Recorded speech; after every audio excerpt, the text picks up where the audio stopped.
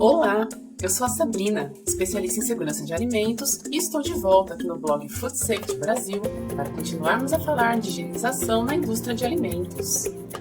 No primeiro vídeo, falamos da importância da higienização, apresentamos alguns conceitos e definições, abordamos os cuidados com os utensílios e listamos os tipos de produtos químicos existentes no mercado. Neste vídeo, apresentaremos as etapas da higienização a seco e da higienização úmida, desde o preparo até a liberação do equipamento para a produção. É importante entender que para ambos os tipos de higienização, há alguns passos semelhantes, que são aqueles que antecedem a limpeza e que acontecem após a sanitização.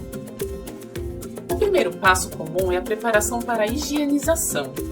Para isso, é importante estar vestido adequadamente, com uniformes que sigam as regras de BPF e com os EPIs requeridos pelo time de segurança da sua empresa. Também é preciso que utensílios de limpeza estejam disponíveis e em boas condições, assim como falamos no vídeo anterior. Para facilitar e otimizar o processo, é importante que os produtos químicos a serem usados estejam diluídos corretamente, conforme as recomendações do fabricante, e estejam devidamente rotulados. Um outro ponto importante na preparação do ambiente é a organização. Materiais e embalagens não utilizados devem ser acondicionados em local adequado, protegidos e identificados. Utensílios, ferramentas e outros materiais usados durante o processo produtivo devem estar em seus locais de armazenamento de forma organizada.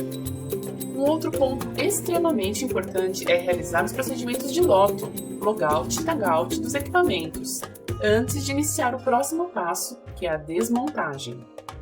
Para a desmontagem dos equipamentos, tanto na higienização a seco quanto na úmida, são importantes os seguintes pontos. 1. Deve haver um procedimento padrão operacional para a desmontagem. 2. Os colaboradores responsáveis precisam ser treinados para esta atividade. 3. As peças removidas não devem, em hipótese alguma, serem colocadas diretamente no chão.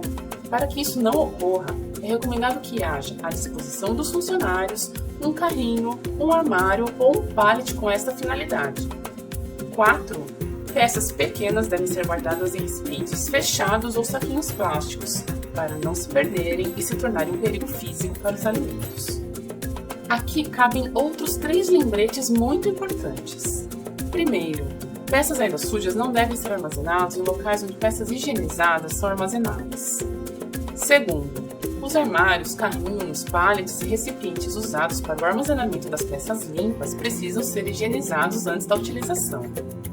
Terceiro, as ferramentas usadas na desmontagem do equipamento sujo e na montagem do equipamento limpo precisam ser higienizadas entre essas duas operações.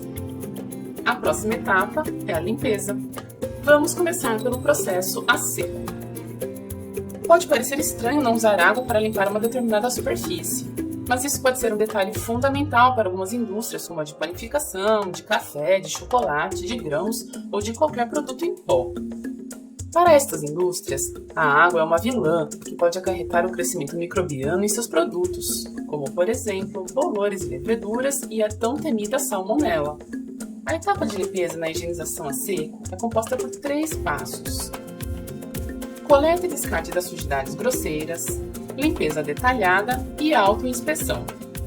Para uma boa limpeza a seco, alguns pontos são necessários. O processo de limpeza deve acontecer dos pontos mais altos para os pontos mais baixos. Dessa forma, o que está limpo não pode ser sujo novamente pelo próprio processo de limpeza. Usar utensílios com o desenho correto, que facilitem o acesso de toda a superfície a ser limpa. E não se esqueça de respeitar o código de cores para diferentes superfícies, conforme já citamos no primeiro vídeo. Usar aspiradores de pó de boa qualidade e com bicos variados, que ajudem no acesso às sujidades. Bicos de aspiradores de pó nunca devem encostar no chão para evitar a contaminação cruzada. Em último caso, o ar comprimido pode ser necessário. Entretanto, é fundamental respeitar o limite de 2 bar ou 30 psi para que as sujidades não sejam espalhadas no ambiente. É importante consultar as regras de segurança da sua empresa em relação ao uso do ar comprimido. Para um processo a seco, após a limpeza das superfícies, é aconselhável fazer a limpeza do chão e dos ralos antes da próxima etapa. Lembrando que é fundamental a exclusividade de utensílios e EPIs para estas atividades. Ou seja, para os ralos, um jogo de utensílios com uma cor diferenciada e diferente do jogo de utensílios destinado à limpeza do piso. As últimas etapas desse processo são a autoinspeção, sanitização, montagem e inspeção pré-operacional. Mas falaremos delas ao final do vídeo. Vejamos agora como é a etapa da limpeza no processo úmido. A etapa de limpeza na higienização úmida é composta por 7 passos. Coleta e descarte das sujidades grosseiras, enxágue de cima para baixo, coleta e descarte das sujidades no chão e nos ralos, aplicação do detergente ou da espuma de esfregação, enxágue, autoinspeção, secagem ou remoção do excesso de água. Para uma boa limpeza úmida, alguns pontos são necessários. Os painéis de controle devem ser protegidos na higienização úmida, mas é importante que antes de ser protegido por um plástico usado para esta finalidade, o painel seja limpo e sanitizado. O primeiro enxágue do processo de limpeza, antes do detergente, deve acontecer dos pontos mais altos para os pontos mais baixos, começando pelos equipamentos, paredes e finalizando com o enxágue do piso. Depois desse enxágue, é importante coletar e descartar as sujidades que caíram no chão e nos ralos, tomando os devidos cuidados sobre o código de cores que já falamos anteriormente. O bico da mangueira não deve ter contato com o chão. Após o uso, apoie no próprio equipamento ou em um suporte destinado a ela. A aplicação da espuma deve acontecer nos pontos mais baixos para os pontos mais altos, ao contrário do primeiro enxágue. E isso se deve ao fato de que, começando do topo, você nunca terá certeza de onde aplicou a espuma, pois ela escorrerá e encobrirá as partes mais baixas. É importante garantir a quantidade certa de espuma para todas as partes serem limpas, por isso, comece de baixo para cima. Além da aplicação da espuma, a esfregação pode ser necessária. Use utensílios adequados e de preferência esponjas descartáveis. É durante a aplicação da espuma que se deve limpar os ralos, tomando os cuidados para evitar a contaminação cruzada. Segue aqui algumas dicas. Como já falamos, o uso de utensílios dedicados. A fim de evitar o spray das partículas contaminadas, use escovas com cerdas curtas e jato d'água de baixa pressão.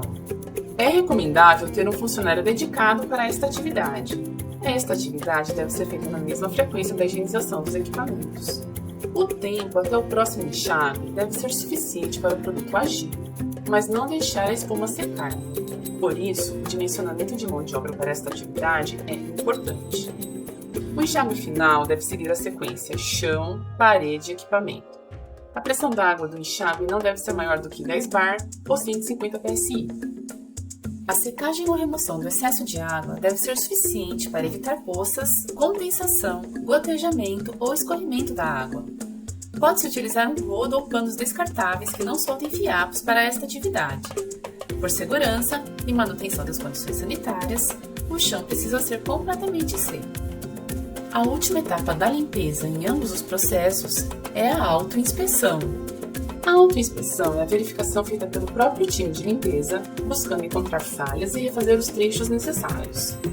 Porém, é importante que entre a limpeza e a autoinspeção, luvas sejam trocadas e ferramentas e utensílios sejam higienizados. Observe que você não deve recontaminar o equipamento limpo ao encostar nele com EPIs, uniforme, ferramentas e utensílios com sujidades. Após a limpeza, a próxima etapa em ambos os processos é a inspeção pré-operacional. Esta é uma das atividades de verificação fundamentais para o processo. Ela assegura que não restaram resíduos visíveis ou mensuráveis através das técnicas de SWAB e ATP, por exemplo. Mas não abordaremos em detalhes neste vídeo, falaremos no próximo vídeo.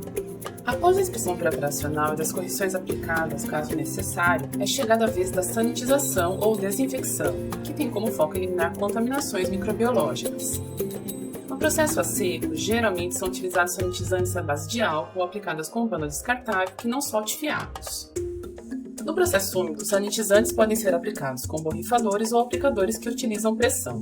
Devem ser aplicados de baixo para cima para ter certeza de que todas as superfícies receberam a quantidade adequada de produto. Geralmente, os sanitizantes são compostos voláteis que agirão pelo tempo adequado e não deixarão residual.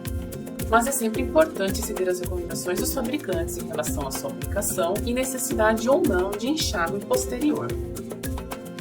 Finalmente, o equipamento pode ser montado novamente. E lembre-se, as ferramentas, os utensílios e os EPIs usados devem ser previamente higienizados para evitar a recontaminação das superfícies. E uma última dica antes de finalizarmos esse vídeo. Registros são essenciais. Veja a lista das informações que devem ser registradas. Data e hora do início e fim da higienização, responsáveis pela atividade de higienização e de inspeção, produtos químicos utilizados, concentração e lote, conformidades e desvios encontrados na autoinspeção e na inspeção pré-operacional e correções aplicadas aos desvios. Chegamos ao final deste vídeo.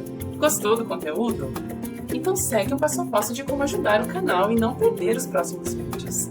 Curte, compartilhe, comente, se inscreva no canal e ative o sininho de notificações. E fica de olho no blog Food Safety Brasil, onde sempre tem uma resenha complementar sobre o vídeo. Até o próximo vídeo!